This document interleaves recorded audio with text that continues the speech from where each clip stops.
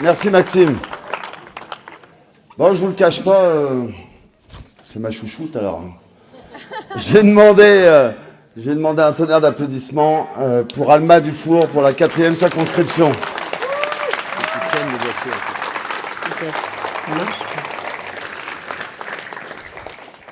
Bonsoir à tous. Merci, vraiment merci d'être là.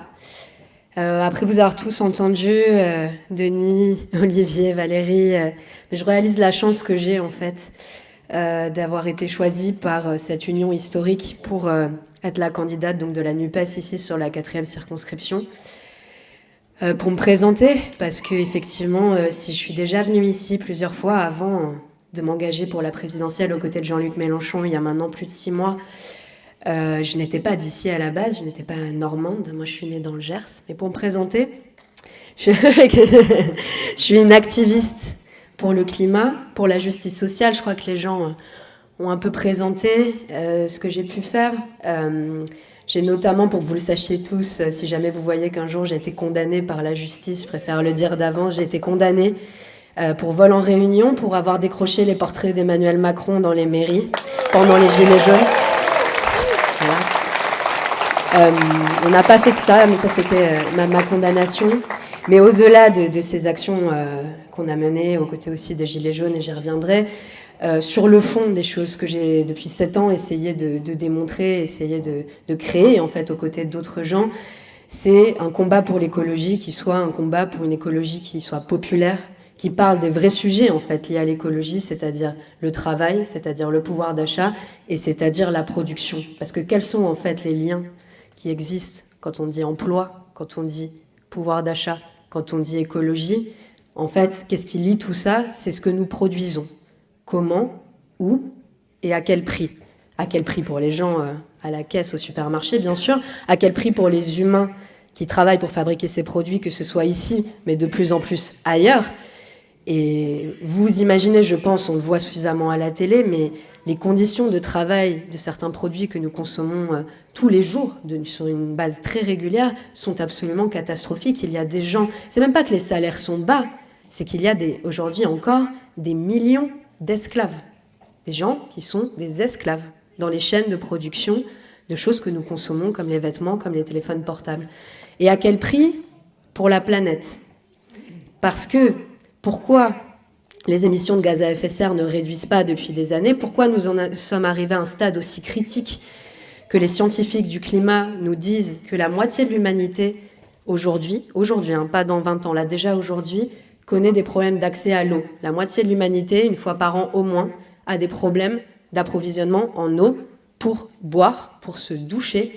Même les États-Unis, un pays aussi riche que les États-Unis, l'année dernière a connu sa plus grave sécheresse depuis 1200 ans et a dû restreindre la production agricole. Les États-Unis, vous imaginez? Donc ça va très vite. Et pourquoi on n'arrive pas à régler cette situation? Mais c'est parce qu'on produit toujours plus à l'autre bout du monde et c'est parce qu'il y a des enfants qui travaillent pour $1 par jour, voire moins, qu'on peut produire autant, qu'on peut polluer autant et qu'on peut saccager notre planète. Donc tout ça, c'est lié. Tout ça, c'est les deux faces de la même pièce. Alors, en combattant pour l'écologie, à la base, moi, je suis arrivée vraiment... l'écologie, le climat, c'est la mère des batailles. Quels seront nos droits sociaux, quels seront nos salaires, nos retraites si on n'a plus de quoi manger? Parce que c'est de ça qu'on parle. Le changement climatique, c'est pas abstrait. Ça veut dire baisse de la production alimentaire drastique, baisse des ressources en eau, je l'ai déjà dit. Si on n'a plus de quoi boire ou de quoi manger, moi, ça me fait une belle jambe d'avoir la retraite à 60 ans. Voilà, je me posais un peu les questions comme ça. Donc, je suis arrivée. Et donc, je parlais que d'écologie. Et à chaque fois, on allait voir le gouvernement. Moi, ça fait 7 ans que je lutte. Donc, j'ai aussi lutté quand M. Hollande, la gauche responsable, comme tu disais, Jean-Michel, était au gouvernement. Il était totalement irresponsable, en tout cas sur la question climatique, ou sur le droit social, ou sur à peu près tout en réalité. Et d'ailleurs tellement irresponsable qu'il a nommé Emmanuel Macron ministre de l'économie. Mais Emmanuel Macron dirige ce pays réellement depuis plus de 5 ans, en fait. Il dirige ce pays depuis qu'il est ministre de l'économie. Et en fait, à chaque fois qu'on leur disait il faudrait réorienter ça, il faudrait faire attention à ça, il faudrait changer ça, on nous disait emploi. Emploi, emploi, emploi. Vous allez détruire des emplois. Bon, je parle notamment des sujets sur lesquels j'ai le plus travaillé, justement l'électronique, le textile. On nous disait, et c'est vrai, le secteur du commerce est le premier employeur de France. C'est plus quasiment 3 millions d'emplois en France. On nous disait, si les gens consomment moins de produits dégueulasses, polluants faits par des enfants, on va perdre des emplois en France. Donc ça, c'est la rhétorique qu'on nous répondait depuis 7 ans, depuis que je me battais, et quand on avait la chance d'être reçu une fois par an par le président ou ses ministres. Et en fait, du coup, je me suis intéressée à ces questions d'emploi. Je me suis dit, pour avancer sur la question écologique rapidement, il va falloir s'attaquer aussi aux questions d'emploi. Il va falloir voir si c'est vrai ce qu'ils disent. Est-ce que l'écologie détruit de l'emploi ? Ce que le gouvernement dit, mais c'est ce que disent aussi les médias. Je ne sais pas si vous regardez de temps en temps BFM TV, LCI, vite fait. Ouais. Moi, je regarde des fois, surtout quand je suis dans un café ou chez le dentiste. Mais souvent, il y a des bandeaux assez dingues, vraiment, où il y a marqué « Écologie versus emploi ». J'ai fait une émission comme ça sur LCI. C'était vraiment le titre de l'émission, où il y a aussi marqué « Les écolos vont tuer les agriculteurs ». Enfin, ouais, mais des bandeaux comme ça. Ça fait 10 ans qu'on nous répète que l'écologie, c'est forcément une très, très, très mauvaise nouvelle pour les emplois. Et en fait, en creusant les fils, en allant au fond des dossiers, et notamment sur le dossier Amazon, et c'est pour ça que j'y reviendrai, en fait, on se rend compte que c'est pas vrai du tout. En fait, on se rend compte que ce qui détruit des emplois, c'est le système économique actuel. Le système économique actuel est fait pour détruire des emplois. Il est fait pour détruire des emplois. C'est juste que le gouvernement et les médias décident qu'il y a des bonnes destructions d'emplois et des mauvaises destructions d'emplois. Les mauvaises destructions d'emplois, c'est quand on dit qu'il faudrait transformer des secteurs pour l'écologie. Ça, c'est pas bien. Mais par contre, quand on vous dit aussi, il faudrait arrêter peut-être ou produire un peu moins de rafales pour aller les vendre à l'Arabie Saoudite pour qu'elle puisse massacrer la population yéménite, ça, non, attention, l'emploi. Mais quand c'est Carrefour qui va remplacer toutes ces caissières au Monoprix par des caisses automatiques, est-ce qu'on vous en parle à la télé ? C'est bien plus important. Ces destructions-là d'emplois qui ont lieu depuis des années sont bien plus importantes. Je vais vous donner des chiffres. Depuis 1980, nous avons perdu 2,2 millions d'emplois industriels en France. 2,2 millions d'emplois industriels en France, en Normandie, depuis 2000, un peu plus, enfin depuis 2000, on a perdu 45 000 emplois. C'est-à-dire que ça continue, et ça ne fait que continuer. Et sous le gouvernement Macron, qui était soi-disant là pour réindustrialiser la France, on a perdu encore 12 000 emplois de plus dans l'industrie. Et moi, en travaillant sur le dossier Amazon, ce qui m'a énormément choquée, c'est que j'ai compris que le gouvernement non plus n'en avait rien à faire de l'emploi. Parce qu'en fait, on est venu le voir à plusieurs reprises en lui disant « Bon, on sait que vous ne ferez rien pour le climat, on sait que ce n'est pas votre priorité, clairement. Bon. Par contre, faites attention quand vous autorisez une centaine d'entrepôts Amazon dans toute la France, parce qu'en fait, maintenant on le sait, que ça détruit de l'emploi en masse. Ça détruit 2 fois plus d'emplois que ça n'en crée. On a été chercher des économistes de très haut niveau pour leur démontrer, parce qu'ils ne voulaient pas nous croire, qu'il y avait plus de 85 000 emplois qui avaient déjà été détruits en France du fait de l'expansion du e-commerce. Et qu'a fait le gouvernement ? Il a enterré ce rapport, il l'a censuré. Il l'a censuré parce qu'en fait, ce qu'on a compris, c'est que ce gouvernement n'en a rien à faire de l'emploi. Il n'en a rien à faire de l'emploi puisqu'il soutient activement toutes les entreprises qui veulent délocaliser pour les profits, qui veulent automatiser pour les profits, et ce, depuis des années. Et je vous donnerai l'exemple de Vallourec sur des Villeroy, sur l'Arcirco 1. Vallourec, qui a donc fermé ici, en licenciant plusieurs centaines de personnes, a été aidé par l'État. En 2020, l'État a donné 550 millions d'euros à Vallourec, et Vallourec, 6 mois après, a licencié plus de 200 personnes. Voilà, c'est ça la politique d'Emmanuel Macron pour l'emploi. Et ça a des conséquences très concrètes. Cette pourriture de Dominique Gambier. On le fait huer aussi. Ouh. Et du coup, donc l'emploi.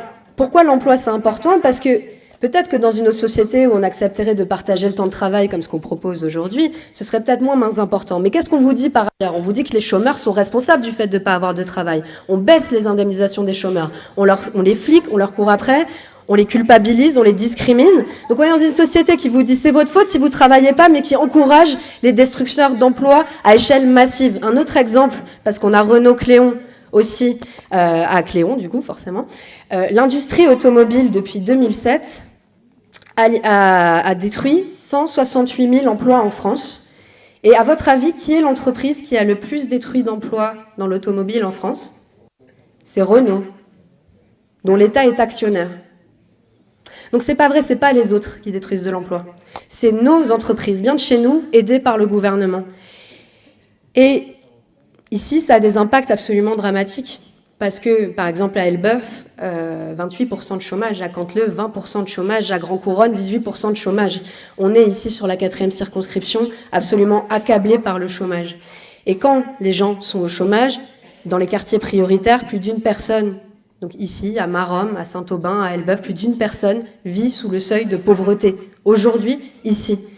Et si vous ajoutez à ça l'explosion des prix qu'on connaît depuis quelques mois, enfin depuis 1 an maintenant, en fait, on en est vraiment à des situations qui ne sont pas juste difficiles à tenir, qui deviennent même des enjeux de survie. Des enjeux de survie, et moi je vais vous raconter des témoignages qu'on nous a racontés, parce qu'on est allé quand même à la rencontre de plus de 10 000 citoyens maintenant de la 4e circonscription chez eux, en porte-à-porte, et ce que depuis 6 mois, et on a entendu des histoires atroces. On a rencontré une dame âgée de 80 ans à Maromme qui nous confie, voilà, se priver de repas.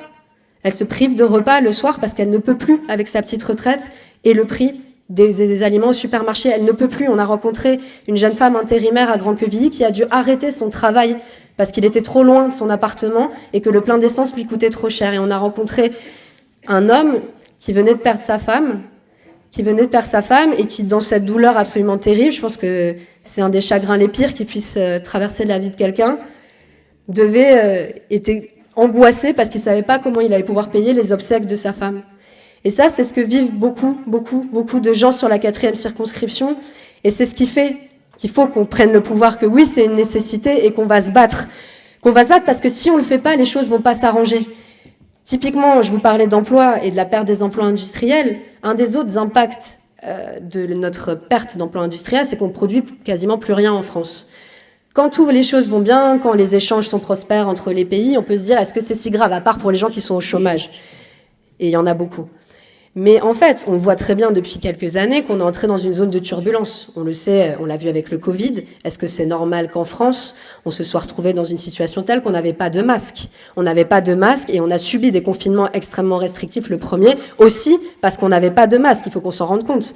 Et quelque chose d'aussi basique que des masques. Des masques, on en est là. Les gens, ils se sont réveillés, ils se sont dit, mais attends, c'est quoi mon pays? En fait, je pensais être en France, la 5e puissance du monde, et en fait, on n'a pas de masques.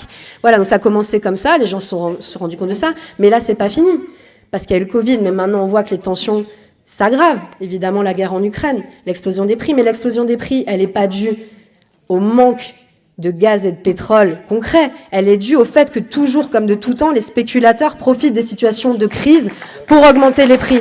Et pourquoi on est vulnérable?